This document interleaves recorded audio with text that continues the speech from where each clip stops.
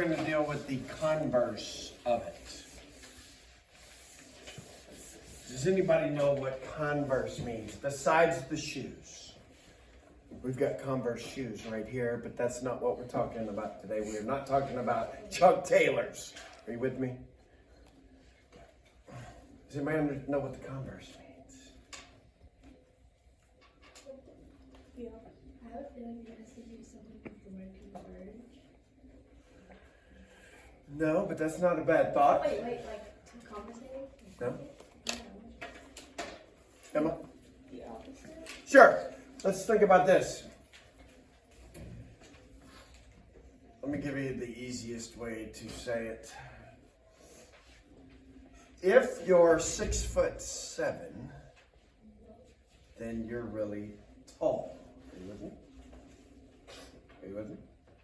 What if I'm really tall? What if I'm really tall? Then I'm 6'7". Are you with me? So it's like saying, if this happens, then this will occur. And then we're going to say, well, this occurred, so what can we say? The original part was also true. So the converse of Pythagorean's theorem is this. If a squared plus b squared does equal c squared, then it must be a right triangle.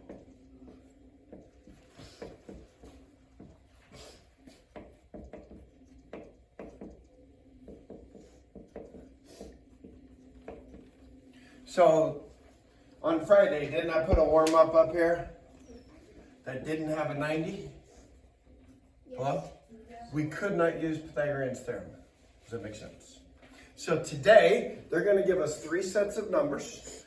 We are going to decide if those 3 sets of numbers make Pythagorean's theorem true. If they do, then we can say it is a...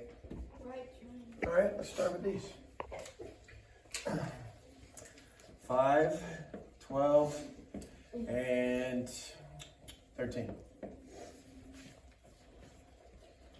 I got a question. Will these 3 numbers make a right triangle? What do y'all want to do?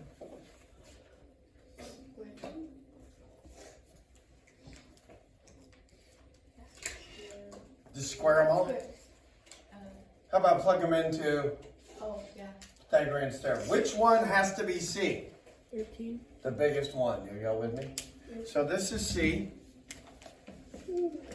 Doesn't matter about the other 2. 5 squared plus 12 squared.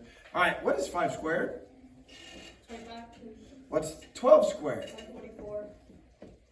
What's 13 squared? All right, let's add these 2 together. What is 144 plus 25? 169. 169. What's on this side? So here's my question. Is Pythagorean's theorem true for these 3 sets of numbers? Yeah. Yes? Will it make a right triangle? Yes. Yes. If Pythagorean's theorem works, did it work? Yes. Yes. 169 over here, 169 over here. Pythagorean's theorem is true for these 3 numbers. Yes, they make a right triangle. Because if it doesn't work, that's the only time we know it's not going to be a right triangle. Because if it's a right triangle, Pythagorean's theorem has to work. Any questions on that? Let's do another.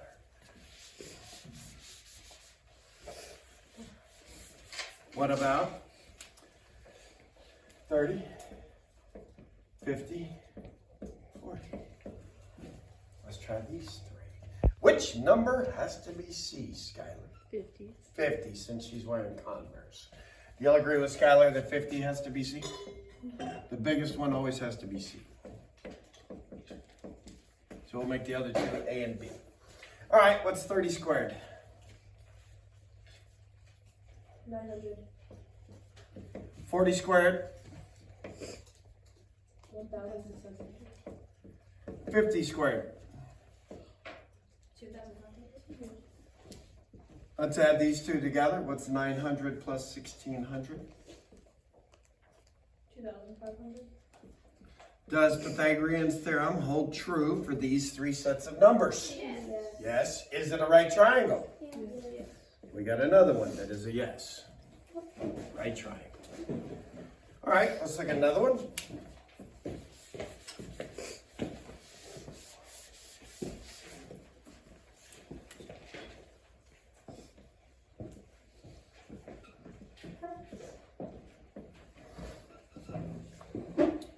Chloe, which number has to be C? 30. Good. That's the one you can't screw up. So I'll call 12A, 18B. I usually do the smallest number as A, the middle number is B, and the big number is C. Kind of my pattern. All right, what's 12 squared? 144. 18 squared? 324. 30 squared. 900. Let's add these together. 468.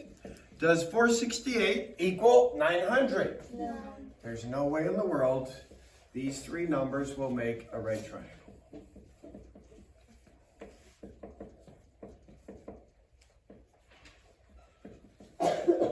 Because if they are going to make a right triangle, Pythagorean's theorem must be true. Thank you. Here's a pencil, Emma. All I had to do is look on the floor. Any questions? And that's pretty much today's lesson. If they give you three numbers, plug them in. Make sure you use C as the biggest number. Do the math. If this equals that, then we're going to put yes. If that does not equal that, we're going to put a big fat no. Questions? Very nice.